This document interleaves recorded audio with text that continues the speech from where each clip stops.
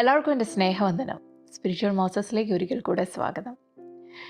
ശൗലോ 1000 കൊന്നു, ദാവീദോ 10,000. നമുക്കെല്ലാവർക്കും അറിയാം ഈ ഒരു ലൈൻ എവിടുന്നാ വന്നേ, ആരാ പാടിയെ. പക്ഷെ വാസ്തവത്തിൽ അന്ന് നടന്ന സംഭവം എന്താണ് എന്നറിയണമെങ്കിൽ ഒന്ന് ശമൂവേലിൻ്റെ പുസ്തകം 18-ാം അധ്യായത്തിൻ്റെ 6-ാം വാക്യം വായിച്ചാൽ നമ്മൾക്കവിടെ കാണാൻ സാധിക്കും.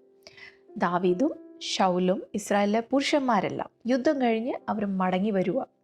അപ്പോൾ മടങ്ങി വരുന്ന വഴിയിൽ, യെരുശലേമിലേക്ക് മടങ്ങി വരുന്ന ആ ഒരു യാത്രയിൽ പെട്ടെന്ന് ഇസ്രായേലിലെ എല്ലാ പട്ടണങ്ങളിൽ നിന്നും ഓരോ പട്ടണങ്ങളിൽ നിന്നും സ്ത്രീകളെല്ലാം പുറത്തേക്ക് ഇറങ്ങി വന്നു. അവരെന്താ അവിടെ ചെയ്യുന്നത്? ആ വാക്യം വായിച്ചാൽ നമ്മൾക്ക് കാണാം. അവർ ഡാൻസ് ചെയ്യുന്നു, അവർ നൃത്യം ചെയ്യുന്നു, പാട്ട് പാടുന്നു, അവർ പലതരം മ്യൂസിക്കൽ ഇൻസ്ട്രുമെൻറ്റ്സ് ഒക്കെ വായിക്കുന്നു. ഇതെല്ലാം എന്തിനു വേണ്ടിയാണെന്നറിയോ? അവിടെ എഴുതിയിട്ടുണ്ട്, ശൗൽ രാജാവിനെ എതിരേൽക്കാൻ. ശൗൽ രാജാവിനെ വെൽക്കം ചെയ്യാൻ ഈ സ്ത്രീകൾ പാട്ട് പാടിയതും ഈ സ്ത്രീകൾ ഡാൻസ് ചെയ്തതും അവർ മ്യൂസിക് വായിച്ചതും എല്ലാം അവരുടെ രാജാവിന് വേണ്ടിയാ 6-ാം വാക്യത്തിൽ. പക്ഷെങ്കിൽ 7-ാം വാക്യം വായിക്കുമ്പോൾ അവരവിടെ ഒരു പാട്ട് പാടുന്നു. ശൗലോ 1000 പേരെ കൊന്നു, ദാവീദോ 10,000. എന്ത് പറ്റി? എന്താ സ്ത്രീകളെ നിങ്ങൾ പെട്ടെന്ന് നിങ്ങളുടെ പാട്ടിനകത്ത് ഒരു വരിയും കൂടെ ആഡ് ചെയ്ത്, അല്ലെങ്കിൽ എന്താ നിങ്ങൾ പെട്ടെന്ന് ഇങ്ങനെ ഒരു റീമിക്സ് നടത്തിയ ഒരു ചേഞ്ചൊക്കെ വരുത്തി പാട്ട് പാടാൻ കാരണം എന്ത് എന്ന് ആ സ്ത്രീകളോട് ചോദിച്ചാൽ ആ സ്ത്രീകൾ പറയും, ഞങ്ങൾ രാജാവിന് വേണ്ടിയാണ് ഞങ്ങൾ വന്നേ, പാട്ട് പാടിയതും രാജാവിന് വേണ്ടിയാണ്. പക്ഷെ പാടിക്കൊണ്ടിരുന്നപ്പോൾ, ഡാൻസ് ചെയ്തുകൊണ്ടിരുന്നപ്പോൾ ഞങ്ങൾ ശ്രദ്ധിച്ചു, രാജാവിൻ്റെ കയ്യിലേക്ക് നോക്കിയപ്പോൾ ഒന്നും കണ്ടില്ല. പക്ഷെ തൊട്ടപ്പുറത്ത് ഞങ്ങൾ ദാവീദിൻ്റെ കയ്യിലേക്ക് നോക്കിയപ്പോൾ ദാവീദിൻ്റെ കയ്യിൽ ഒരു സംഭവം കണ്ടു. എന്താണെന്ന് അറിയണ്ടേ? ഒന്ന് ശമൂവേലിൻ്റെ പുസ്തകം 17-ാം അധ്യായത്തിൻ്റെ 54-ാം വാക്യവും 57-ാം വാക്യത്തിൽ 57-ാം വാക്യത്തിൽ ശൗലിൻ്റെ അടുത്ത് ദാവീദിനെ കൂട്ടിക്കൊണ്ട് അബ്നേർ വരുക. കാരണം ശൗൽ പറഞ്ഞു, എനിക്ക് ആ പയ്യൻ ആരാന്നൊന്ന് അറിയണം.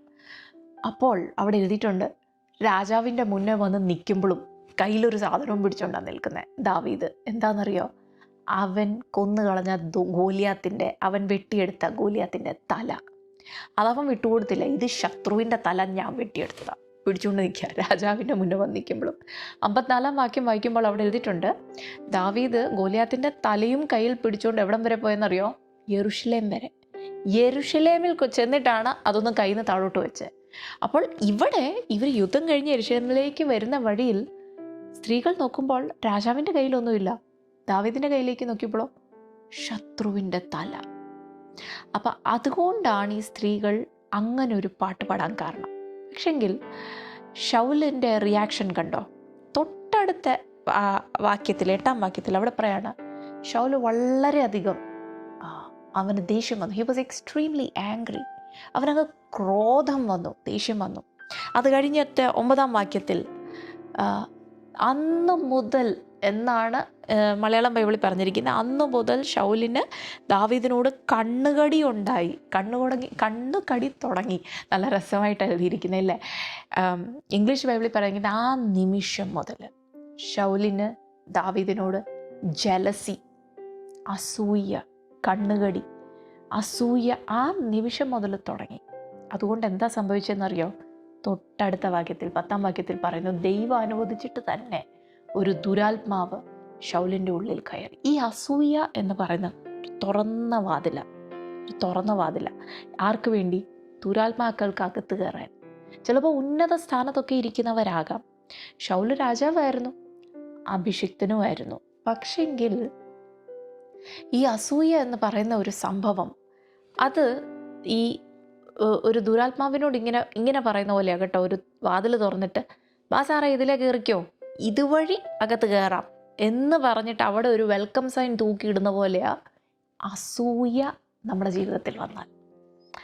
അസൂയ എന്ന് പറയുന്ന സംഭവം വളരെ ഡേഞ്ചറസാണ് പ്രിയ ദൈവമക്കളെ. ശൗലിന് വേണമെങ്കിൽ വിചാരിക്കാമായിരുന്നു, അവനല്ലയോ കൊന്നത്, ഞാനിപ്പോഴും രാജാവ് തന്നെയല്ലേ, ഇരുന്നോട്ടെ, അവർ പാടിക്കോട്ടെ, അങ്ങനെ വേണേ വിചാരിക്കാമായിരുന്നു.